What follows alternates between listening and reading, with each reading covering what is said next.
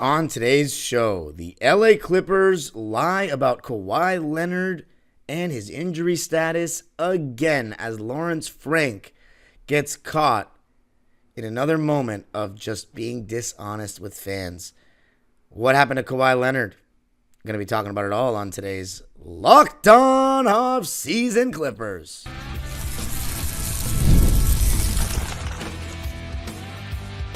You are Locked On Clippers, your daily Los Angeles Clippers podcast, part of the Locked On Podcast Network, your team every day.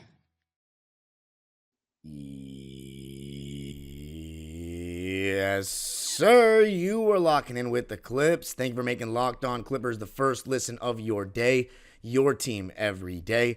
I'm your host, Darian Vaziri, born and raised in LA and going into my 20th season as a Clipper fan this fall. You can also follow me on Twitter and Instagram at DimeDropperPod and subscribe to my own YouTube channel, Dime Dropper, for even more LA Clipper and LA sports and NBA and sports content. And Locked On Clippers is free and available wherever you get your podcasts, including YouTube, where we are so close to 6,000 subscribers. Hit the notification bell and subscribe, because Clipper Nation, we got to show everybody what we're all about. And this episode is brought to you by Game Time. Game Time is a great place to get fantastic deals last minute on tickets. All you got to do is download the Game Time app, create an account, and use code LOCKEDONNBA for $20 off your first purchase. Ladies and gentlemen, oh man, how do I put this? We've been given some more clarity on Kawhi Leonard's summer after Lawrence Frank and Ty Lue held a press conference, or the Clippers held a press conference where they spoke. And we found out that we have been lied to again. Now, when Clipper reporters asked Lawrence Frank if Kawhi had a procedure done or anything like that, he essentially declined to comment, which was a little bit shady. But then we heard, oh, he's going to go to the Olympics and play, so he must be fine. And then he gets pulled from the Olympics, and we're thinking, oh God, maybe he's not fine. And then Lawrence Frank comes out and says he was sent home unfairly. We wanted him to play. We thought he was good to go. He looked good. I saw practice. He looked good. So we're like, yo, is there some politics involved? Was it a Nike thing going on? And now the news comes out. And honestly, I'm just going to do it like this. I'm going to read our former guest and Clipper beat writer for The Athletic, Law Murray's tweets here and the order in which he tweeted them, because they were, I just want to put you through the emotions that we were going through reading these. So first, he tweeted, Kawhi Leonard's swelling is down, will be limited to begin training camp, but Kawhi can't wait to get started. Okay. Let's just begin. Limited to begin training camp. So he's not 100% right now. So was he 100% for the Olympics or not? You're telling me he's not 100% still? Something is fishy here. Again. And how many times has it been fishy? In the next segment, we're going to talk about the history of all this nonsense, because it's gone out of control to the fans. It really has. And then there is a silver lining at the end, because they do say he's optimistic about it and the people are in good spirits and it shouldn't be too bad. So clearly, guys, he had a procedure done. It had been, thrown around on Twitter. Some people were saying it, and it felt like the vocabulary that they were using, cleaned up, swelling, all this, it felt as though that something had been done, which again, that's not a big deal, but it's just like something's being done again with this guy's knee. And I remember about a week or two ago, I saw one of the comments saying, we got to stop harping on Kawhi Leonard's injuries and focus on other parts of the team. And I'm trying my best, ladies and gentlemen, but what am I supposed to do here? It doesn't end. It doesn't end. And it's like, yeah, I feel bad for Kawhi, of course. But at the end of the day, he's still getting his $50 million. We, as the fans, are in the dark constantly about what's going on, and people are getting charged a lot of money for these tickets to the Intuit Dome this year. I've seen some of the prices, and outside of the deals for the wall and the supporter section, it's fairly expensive for our standards. And I know that's granted because of the stadium and whatnot, but I'm going to be honest with you. There's not a lot of people that are that excited about the product on the floor this season, because no matter what you're excited about, a full year of Harden, no PG, Nico Batum's back, Kevin Porter, Derek Jones, none of it matters if Kawhi's injured. Then, so if Kawhi's injured, what we have to look forward to is a stadium. And then people that just like James Harden are going to be looking forward to him putting up stats and dominating the ball, which is my worst nightmare in terms of an aesthetic viewing experience, to just watch James Harden ball on my own team. Ladies and gentlemen, it's just frustrating. It's just frustrating that Lawrence Frank and the Clippers organization just constantly lies to us. And I know, and it's mainly with Kawhi Leonard's injuries. It's not, it wasn't the same with Paul George, really. Paul George seemingly came back before the expected due date, oftentimes. That's one thing I'll give him. Even though he got injured, he would try to play through the pain all the time. And I'm not saying Kawhi didn't try to play through the pain in the playoffs. He did give it a go. And I'm not suggesting that Kawhi just sits out voluntarily.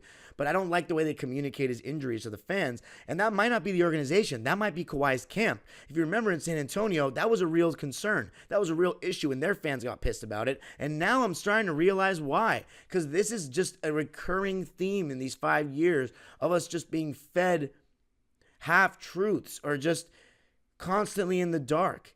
And there was a group on Twitter about, I want to say 2023, when they would be like, why does it matter for the fans to know? And I think only in America are we looking at the fans as just, you don't deserve to know. Just shut up and cheer. That's outrageous vernacular and a line of thinking. There are people that, one, care more than other people, and that's okay. We should not be policing how other people fan.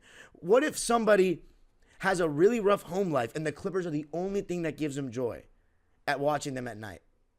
What if someone's going through a lot and that's always been there for them? What if someone is a casual basketball fan, but then someone else lives and dies with the game, someone like myself?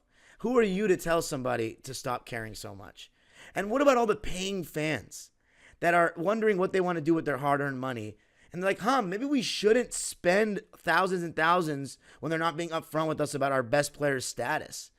What's funny is there's a lot of Clipper fans that if you just had a 30-win team, but that 30-win team played hard and we knew what was going on with them, there would be a lot of people that'll buy season tickets still. I don't know about more or less, but I'll tell you what, I will. And people think that because I have this job of being your host that I am some paid member of the team. I have no connection with the team. I literally said I don't care about getting a media credential last year because a lot of my Locked On hosts have one. And for the Clippers, it's not too hard to get from what I've been told. And I didn't go that route because I wanted to sit in the baby wall and be a fan and be loud. I mean, how can you say there's anything bigger than being a fan than that? I paid money when I didn't necessarily have to because I wanted to be loud and be part of something that was going to be a promotion of our fan base and our game experience. And do you know how much it hurts me to not be in the wall the first year? It hurts me a lot, but it's my choice and I'm not doing it for a reason. One, because I have a lot going on right now and in a good way with my jobs and coaching and all that. But two, because I don't believe that the Kawhi Leonard, James Harden Clippers are worth my investment. I would rather get a media credential, and I'm okay not cheering for them. I will be in the crowd for some games where I need to be loud for, which is like opening night, Paul George's return, that kind of stuff. But other than that, I'm not too moved. I'm not happy with this, and everyone knows that. I'm not mad at James Harden. I'm not necessarily that mad at Kawhi. But it's the way we communicate that's just messed up. I'm going to keep reading Law's tweets as he released them. Lawrence Frank is not committing to Kawhi Leonard being ready for the regular season opener, but expects him to have a great year, quote unquote. Not ready for opening night. If Kawhi Leonard doesn't begin the Intuit Dome era, that would just be an encapsulation of his entire tenure with us. And it's like, at what point do you say enough's enough? Because the problem is if we do bad this season, OKC's going to swap picks with us. And then we're going to get the 29th or 30th pick. But is it getting so bad to the point where we just bite that bullet? We bit the bullet already that we've basically lost that trade with Oklahoma City 5 years ago. But this is torturous. Now, this is just assuming that we have to deal with Kawhi not being there for opening night. I'm just assuming that. If he's there, this is not a big deal. It's just it's not a big deal in the sense of him playing and the results, but it's a big deal in the sense that they continuously are feeding us lies and aren't being upfront with the fans, and it's just completely in my opinion, out of line. Some people think it's a fan differently. I'm always going to defend the fans. I'm always going to have Clipper Nation's back. You deserve better. We've dealt with a bunch of BS for 40 years. Steve Ballmer's changed things. He's ridden out in front of our new stadium for the fans, from one fan to another or something like that. And listen, I love Ballmer. I think he's doing everything he can to make this franchise and organization respectable, and he has. But there are still some things that we need to just be a little better about. Lawrence Frank says that mentally Kawhi Leonard is encouraged, that he is trending in the right direction. So that's good. I guess I did say there's going to be a positive at the end. But let's see what else he said about Kawhi. Because, I mean, all that is concerning. Then, of course, the official update was released by Shams that Kawhi Leonard underwent a procedure on his knee in the offseason. Sources tell him and Law himself. So, and the franchise said that Kawhi will be limited to strengthening his knee to start Clippers training camp. So, it was a big thing. Law Murray asked Lawrence Frank in July if he had a procedure prior to the Olympics. So, apologies for that. And he declined to discuss that. I mean, ridiculous. So that's the moral of the story. Kawhi Leonard did have a procedure on his knee in the offseason. He's going to be limited to start training camp. We don't know if he's going to even play the first game. And the Clippers have lied yet again. But coming up, going to go in more depth about the history of them lying about Kawhi, just so everybody understands the picture of this. And at the end, what the positive silver lining out of all this is. Going to be talking about that coming up. I got to tell you a little something about FanDuel. Hey, NFL fans, you can start the season with a big return on FanDuel, America's #1 sportsbook. So when you get a hunch in the middle of the game, you can check out the latest stats, view live play-by-play, and so much more on the same page where you place your bets. And right now, NFL season is in full swing. Let's see what we got for FanDuel odds this upcoming weekend. We got the big game between the Cowboys and the Giants. Cowboys are -5.5 for that. If you're a fan of a local team, you got the Bears and the Rams. The Bears at Soldier Field, they are -2.5 for that one. Honestly, I would bet on the Rams. We just beat the Niners. I would take the Rams on that one. I might be biased as a Rams fan. And then let's see. The Chargers will be playing against. Why am I not seeing the Chargers? See, I'm trying to come through for you Chargers fans, but I don't even see their game. Maybe they have a bye week, I guess. I know people. Oh, there we go. I guess the Chiefs at SoFi. The Chiefs are -8.5. So yeah, I don't know. I'm not too confident on that one. But you'll get started with $200 in bonus bets guaranteed when you place your first $5 bet. That's FanDuel.com.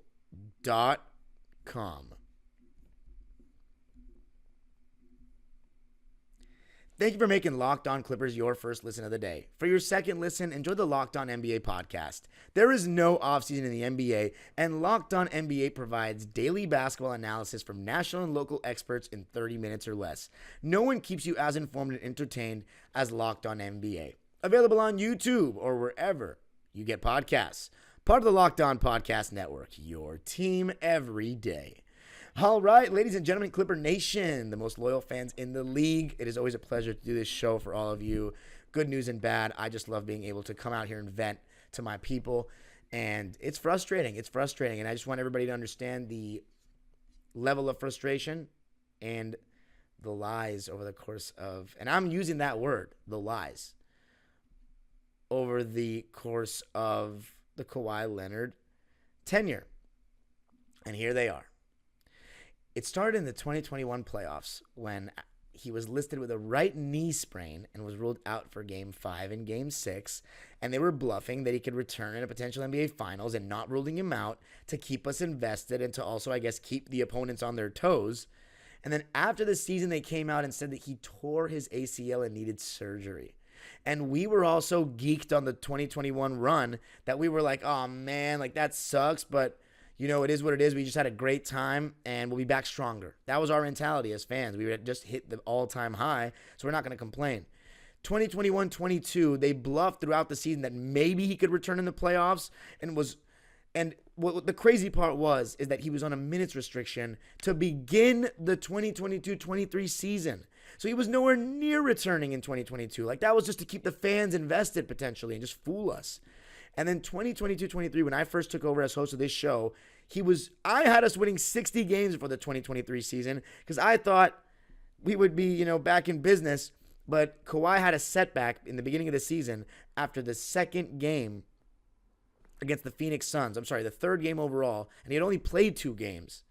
That opening night against the Lakers when he came off the bench, and Phoenix where he came off the bench.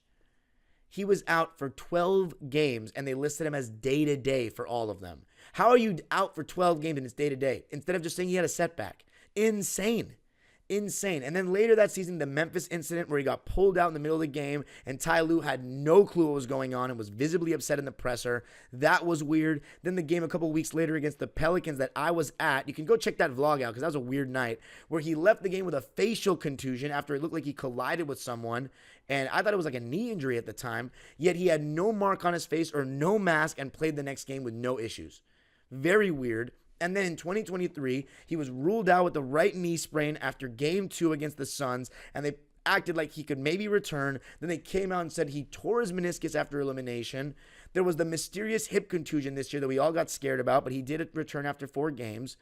And then, apparently now, pulled from Team USA when he was quote-unquote good to go, yet he's not ready to start training camp as a full participant. And Lawrence Frank says the swelling has gone down since USA.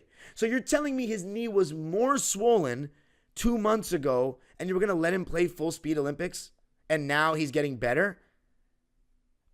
Something does not add up. Lawrence Frank is full of it. I think he was sent home because he had the swelling in his knee. He had a procedure done to clean it up and now he's recovering from that. That's my hypothesis. It's out of control what's been happening with this. And when are people going to get tired of it? Because I've been tired of it. And people think I'm a Kawhi hater. No, I'm not. I have nothing against Kawhi like that. I'm not a fan of the way his tenure on the Clippers has gone, for bad luck or for something different. The results are the results, and the feeling is the feeling. The results are not great. The feeling is I feel as though our franchise player is a mystery that doesn't seem like, I don't think it matters. Like for him, I think he's here in LA. He gets to do what he wants. Yeah, it sucks that he's hurt. He still gets paid a very good amount, and he's with his family. He's winning at the end of the day. We are not. We're losing. As fans, we are losing. We have a new stadium, and it's amazing, but there's nothing to be excited about. The Harden fans are already celebrating his stats this season. I mean, what is happening here? You know what's good for me? That I have a great life that's gone better over the last couple of years, and part of the reason is because this show and talking to all you about it and how much support you show me. For every negative hater and stan weirdo that's going to get at me for getting mad at Kawhi, I don't care what you think. I care about the Clipper fans that have supported this team through thick and thin, some of which have supported the team longer than me and deserve better than I do. I, at the end of the day, still get the joy of doing this with all of you, and you don't, a lot of you. Sometimes it just makes or breaks people's days. And for the people that say you should not care more, or you shouldn't care so much and all that, don't let anybody tell you how to fan. It's not okay what has happened with the way that they've communicated this. People were saying, why is it okay for you to know someone's medical history? He's a public figure that's paid to, his body is his biggest asset in his job. Your body is your moneymaker as a professional athlete. And we are the paying fans. Kawhi Leonard is temporary on this team. Nobody is going to care who was in and out on Kawhi in 15 years of this fan base.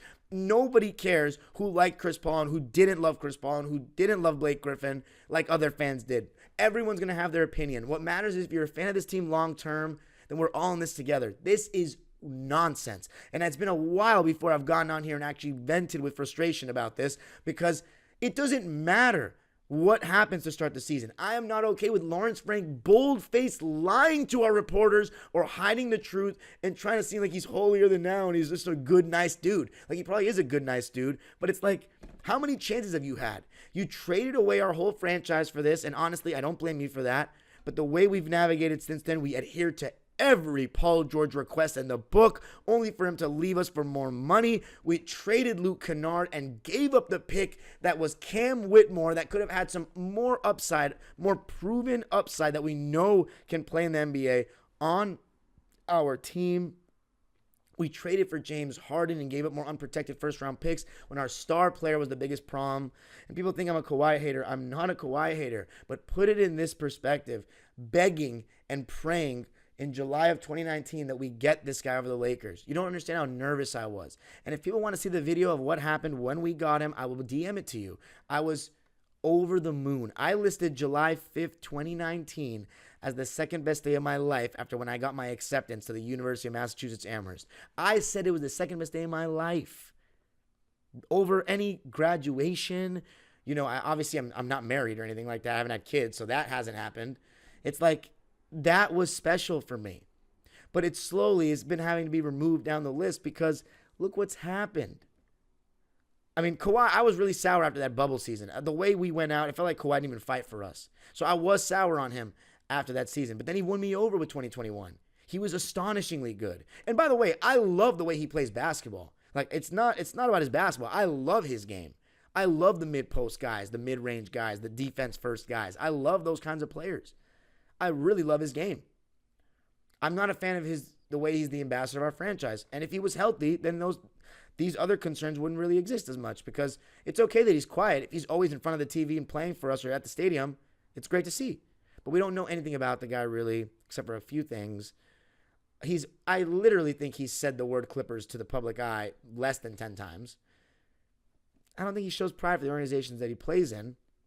And the thing is, it's all fine and dandy because he's so good at basketball. When he's not playing basketball, all of this feelings that I have, and I know a lot of people have these same feelings, and a lot of people disagree with me. This is not me being a hater, though, in my opinion. This is my honest opinion as a fan. You know, a lot of people say, oh, you shouldn't be the host of this show. Not a lot, actually, very few. You shouldn't be the host of this show because you're not the biggest fan of Kawhi and James Harden.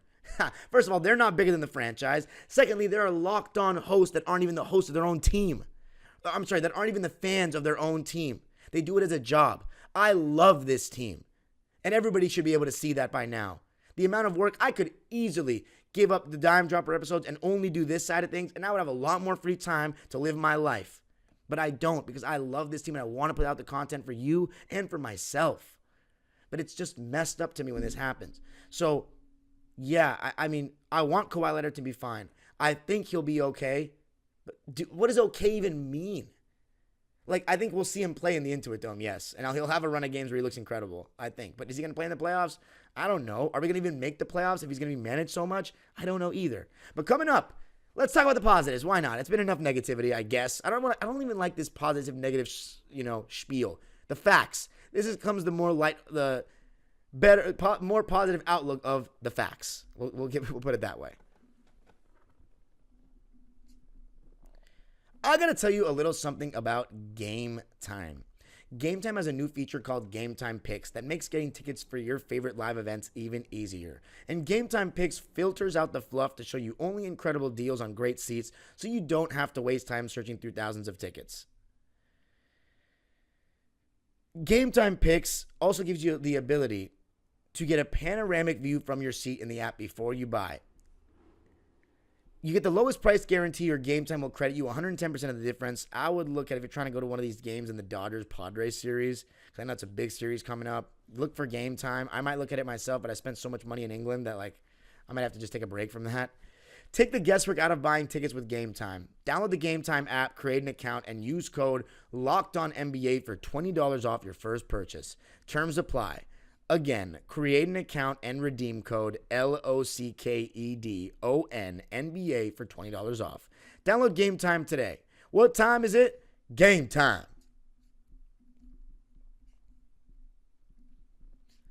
All right, ladies and gentlemen, to finish off, let's talk about some of the positive things. So the positive things are that apparently Kawhi Leonard, they're optimistic that Kawhi Leonard will be okay. So I'm just going to read some of the direct quotes. Shams and Law said, the Clippers said he will be limited to start training camp, but team officials are optimistic about his progress. However much you want to believe that is on you. I don't know what to believe at this point. I'd say, it could be worse, I guess. What else we got?